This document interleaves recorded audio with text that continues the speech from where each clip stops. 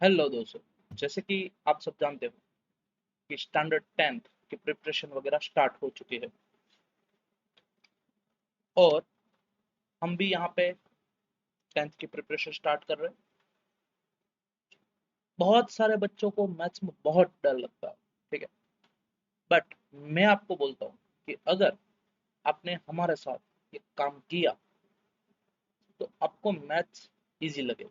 Maths का जो fear है, मैथ्स का फोबिया है, वो आपसे चला जाएगा, ठीक है। करना क्या है, सिर्फ आपको मेरे साथ जो इजी स्टेप में मैं सब चीजें एक्सप्लेन करता हूँ उसको समझना है और उसको देखने के बाद उसको आपसे खुद से उसको प्रैक्टिस करनी है। एक दो क्वेश्चन उसके ऊपर बनाना है। धीरे धीरे धीरे आप एक इंटरेस्ट उसमें आपको आने लगेगा और उसके बाद आप खुद ही वो क्वेश्चन को खुद से सॉल्व करना स्टार्ट कर दोगे, ठीक है। तो यही तरीका, सिंपल तरीके से जितने मैं स्टेप आपको बताता हूँ उस स्टेप को आपको फॉलो करना है।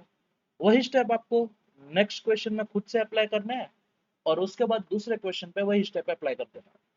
तो यही बेसिक तरीका है आपको धीरे धीरे धीरे मैथ्स का डर भगाने के लिए, ठीक है। तो बहुत सारे बच्चे हैं जिसको बहुत मैथ्स में डर लगता है। अब उसमें भयंकर भयंकर वर्ड होते हैं, तो वो वर्ड्स को हम इतना इजी बना देंगे कि भाई आपको याद रखने में क्या है, इजी होगा, ठीक है। तो वर्ड को समझो, वर्ड प्ले हम खेलेंगे, ठीक है। तो आज से हम जो स्टार्ट करने जा रहे हैं चैप्टर 1। पहला चैप्टर कौन सा है हमारा, रियल नंबर है, ठीक है। रियल नंबर की बात करेंगे और ये फर्स्ट चैप्टर है, उसका एग्जाम्पल नंबर 1 करेंगे डायरेक्ट वहां से। मैं आपको थ्योरी थोड़ी यहाँ पे बताऊंगा कि थ्योरी में क्या आएगा, ठीक है दोस्तों। तो ये जनरली अभी तो आपकी last year MCQ based exam ली गई थी, बट यहाँ पे अगर वो पेपर लिया जाता है तो वहां पे आपका ये क्वेश्चन 3 मार्क्स के लिए पूछा जाता है, ठीक है। बड़ा है थोड़ा। अब यहाँ पे देखो यूक्लिड्स अल्गोरिदम क्या होता है। यूक्लिड का अल्गोरिदम है ना, उसको समझने की ट्राई करते हैं। तो सबसे पहले तो एक डिवीजन लेते हैं, 7/5। तो इसे सॉल्व करते हैं तो क्या मिलता है, 5 1 जा 5। तो 7 में से 5 हम माइनस करेंगे तो रिमाइंडर हमारा कितना बचेगा, 2, ठीक है। तो यहाँ पे जो 7 है वो हमारा है, क्या है, डिविडेंट है। क्या है दोस्तों, डिविडेंट। और यहाँ पे जो ये 5 है उसे लोग क्या बोलते हैं, डिवाइजर। शॉर्ट में लिख रहा हूँ। यहाँ पे 1 को आप क्या बोलोगे, क्वोशंट बोलोगे। और 2 है वो आपका क्या बनेगा, रिमाइंडर बनेगा, ठीक है। तो ये जो वर्ड मैंने लिखा है उसको हम अरेंज करने की ट्राई करते हैं। तो सबसे पहले तो नंबर को अरेंज कर ले। तो ये 7 है, 7 को कैसे लिखा जाता है, 5 × 1 + 2 लिखा जाएगा, ठीक है।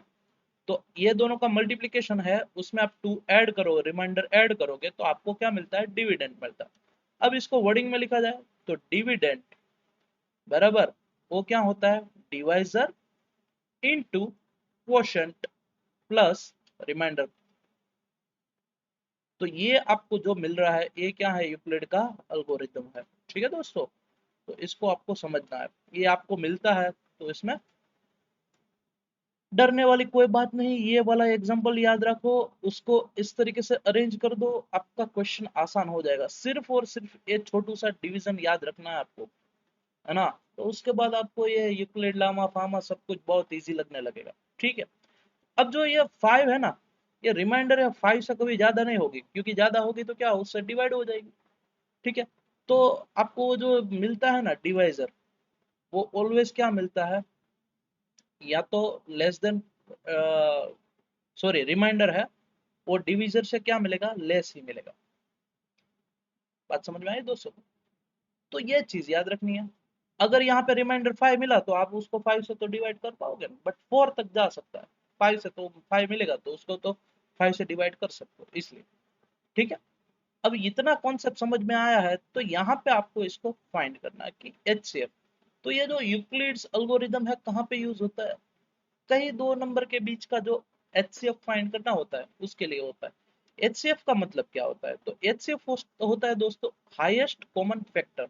सपोज कि मान लो ये 6 है और यहाँ पे 8 है, ठीक है। तो इसको फैक्टराइज करो तो ये क्या होता है, 2 × 3। और ये क्या होता है, 2 × 2 × 2, ठीक है।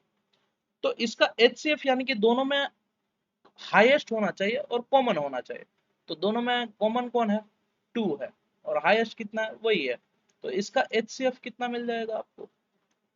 ये 2 ही मिलेगा। बात समझ में आई दोस्तों? तो इसका एचसीएफ आपको मिलेगा 2। तो ये हुआ हाईएस्ट कॉमन फैक्टर। बट इतने बड़े नंबर के लिए आपको क्या करना पड़ेगा?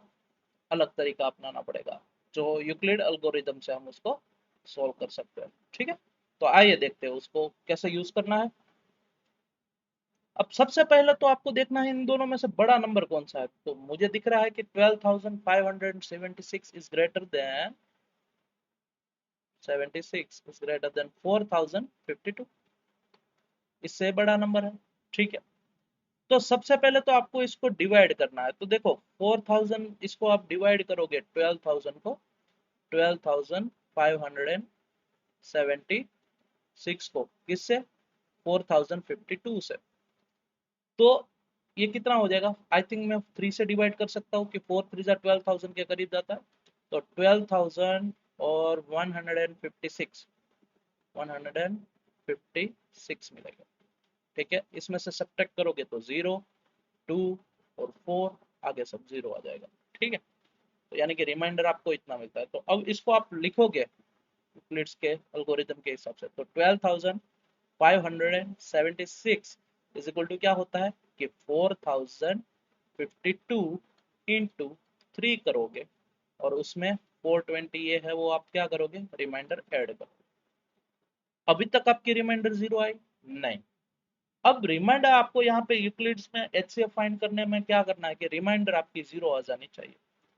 तब तक आपका जो डिविजर है वो क्या बनता रहेगा? डिविडेंड बनता रहेगा, और रिमाइंडर है वो क्या बनती रहेगी? डिवाइजर बनती रहेगी। ठीक है दोस्तों, तो यहाँ पे अब आगे करना है वो हम देख लेते हैं। इसको हटा देते हैं, थोड़ा बहुत साफ कर देते हैं। ठीक है दोस्तों, ओके। तो यहाँ पे देखिए, अब यहाँ पे ये बनेगा मेरा डिविडेंड, ये बनेगा मेरा डिवाइजर। तो आप 4052 को डिवाइड करोगे 420 से। अब 420 से डिवाइड करोगे यानी कि 10 से डिवाइड करोगे तो हो जाएगा 4200, यानी कि 9 के आसपास आपका हो सकता है। तो 9 से डिवाइड करो, तो 42 इंटू 9 कितना हो जाएगा वो यहाँ पे कर लो, 42 इंटू 9 ये करना है। तो ये 0 हो जाएगा, 18 हो जाएगा, 1 हो जाएगा, 36 और 37 हो जाएगा। तो ये आ गया आपका 3780। इसमें से सब्ट्रैक्ट करो, ये 2 बचेगा। अब यहाँ पे बोरो ले लो, 9 और 10 रख दो यहाँ पे। 15 में से 8 जाएगा तो कितना बचेगा? 7। और 9 में से 7 जाएगा तो कितना बचेगा? 2। तो 272 आपकी रिमाइंडर बची है, और 9 आपका क्वोशंट मिला है। तो यहाँ पे दूसरा स्टेप क्या मिलेगा? ये पहला स्टेप था। अब दूसरे स्टेप में आएंगे। ये सब रफ पेज पे करना है भाई, ये सब चीजें जो डिवीजन वगैरह आप कर रहे हो ना, वो रफ पेज पे करना है। मेन तो आपको यही लिखना है। ठीक है, तो यहाँ पे देखो ये 4052 है, वो कैसे मिला आपको? तो 420 इंटू 9 किया, और उसमें आपको रिमाइंडर कितना मिला? 2072 जितना। अब भी आपका रिमाइंडर 0 नहीं आ रहा है, तो अभी आपको क्या करना है? वापस से आपको करना है 420 को डिवाइड। किससे करना है? डिविडेंड, यहाँ पे डिवाइजर बनेगा डिविडेंड।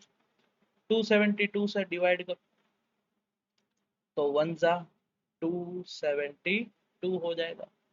अब यहाँ पे ये सब्ट्रैक्ट करो, तो ये कितना बचेगा? 8। यहाँ पे बचा 1, तो आगे 10 ले लो तो 4 बचेगा। यहाँ पे 3 में से 2 जाएगा तो 1 बचेगा, 148 बचेगा रिमाइंडर। तो अब तीसरा स्टेप क्या लिखेंगे हम? तो यहाँ पे लिखेंगे 420 is equal to 272 into 1 plus 148, ये हो जाएगा। ठीक है दोस्तों, अभी यहाँ तक हमने किया, फिर भी रिमाइंडर 0 नहीं आ रहा है। अब ये 272 को डिविडेंड बनाओ, और इसको रिमाइंडर को डिवाइजर बनाओ, यानी कि 272 डिवाइड बाय कितना करना पड़ेगा आपको? 148 करना पड़ेगा।